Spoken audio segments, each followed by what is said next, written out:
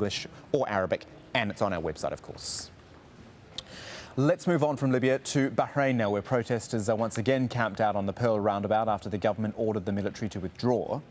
Demonstrators rose early on Sunday to begin another day of protests. At least 6 people killed when security forces opened fire back on Thursday. The government has offered to open talks. Opposition groups, though, are calling for a nationwide strike. Correspondent James Bay is on the line now from Manama in Bahrain. Has that strike amounted to anything, James, as far as you can see? We understand that there are people who have not attended work. We understand that people have followed the strike call in parts of Bahrain. I think some people are not formally striking, but they are not turning up for work and coming instead to the Pearl roundabout.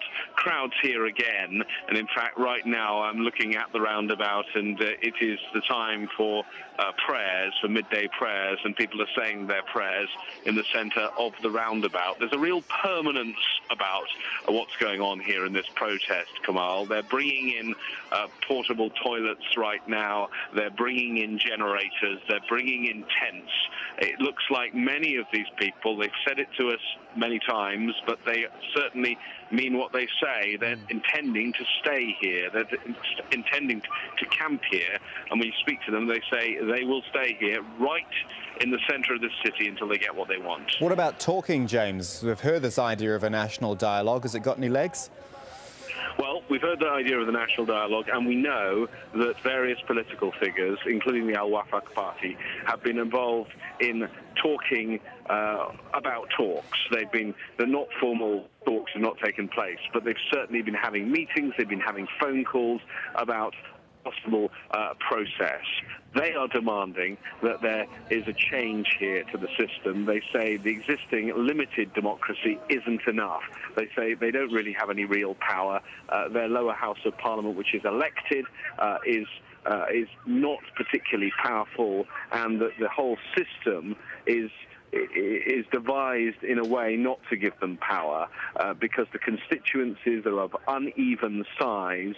Some constituencies have very many people in them, some only have a few, and they say the deliberate rigging of the system to give the royal family and their supporters here. The Prime Minister remains an appointed, not elected Prime Minister. He happens to be the King's uncle, and he is one of the longest-serving Prime Ministers in the world. He's been in that post for nearly 40 years.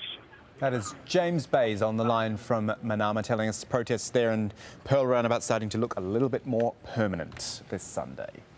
Well, calls for anti-government demonstrators are also starting to be heard in Morocco. There is a movement calling itself the 20th of February, planning rallies in 4 cities on Sunday. It's billing it as a day of dignity. The would-be demonstrations are being largely organised online. They include promotional videos like this one. Organisers wanting King Mohammed to dissolve Parliament, to hold new elections and to hand over some of his powers. It also wants him to give judges more independence. Calls too for demonstrations in Iran. An opposition movement there is urging protesters to return to the streets on Sunday to fight against what it calls religious dictatorship. A week now since 2 people were killed in demonstrations in Tehran. Back then, members of parliament were calling for the opposition leaders Mir Hossein Mousavi and Mehdi Karoubi to be executed for organising the rallies. Those 2 men still under house arrest. Plenty more ahead. We're live in the Egyptian capital in a moment for the controversy over the Suez Canal. And then a report from the Mexican mountains where villagers are taking the law into their own hands and they're getting some pretty good results. That and plenty more ahead.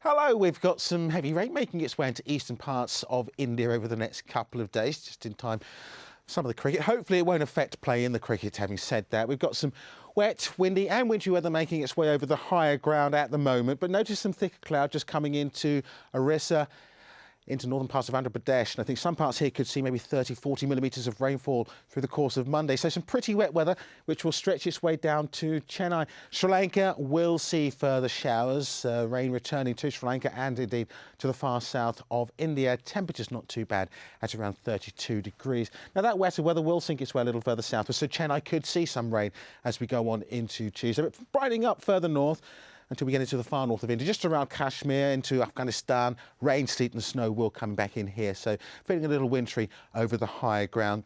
Losing the wintry feel meanwhile across a good part of the Arabian Peninsula, and here in Doha we're warming up nicely, temperatures getting up to 28 Celsius, which is 82 Fahrenheit, very agreeable. Not so agreeable about Madagascar at the moment. Some very heavy rainfall now making its way into northern parts of Madagascar. Our old tropical cyclone is in the process of slipping away, but heavy rain still there around the northern Mozambique Channel, pushing into far parts of Tanzania.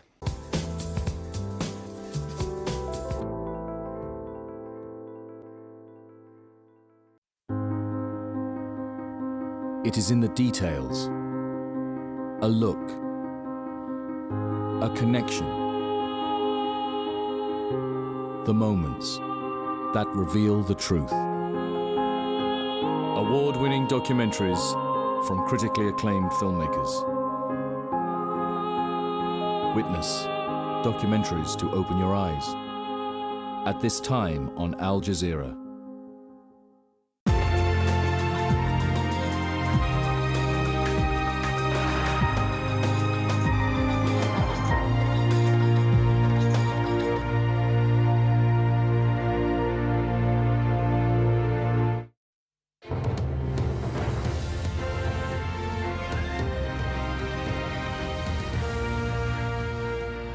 Top stories for you here on Al Jazeera.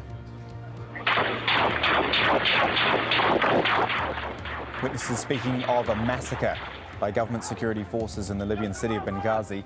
Al Jazeera also told that demonstrators in the capital Tripoli have been attacked. Anti-government protesters in Bahrain are gathering at the symbolic Pearl roundabout again. Many people slept there overnight ahead of a planned national strike on Sunday.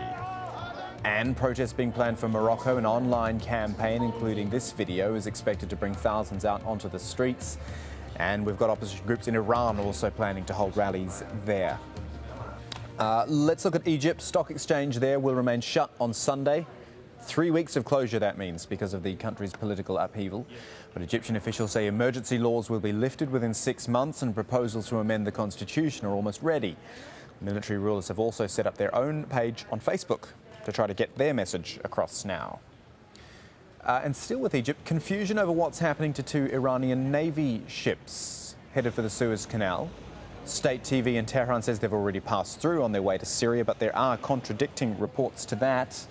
See what Raoul Rage can tell us as she joins us live from Cairo. Speaking to the authorities in Suez, Raoul, what have you heard? Indeed, Kamal, there is a lot of confusion, but in the last hour, I have spoken to Engineer Ahmed Al-Manakhli, the Director of Transit in the Suez Canal Authority, and he told me he can confirm that no Iranian warships have crossed through the canal yesterday or today. In his own words, that's Saturday or Sunday. In fact, he even said that he has not been notified just yet of any imminent crossing anytime soon of these ships. What he said he can confirm, though, is that Egypt, referring of course to the country's new military leadership, has approved the crossing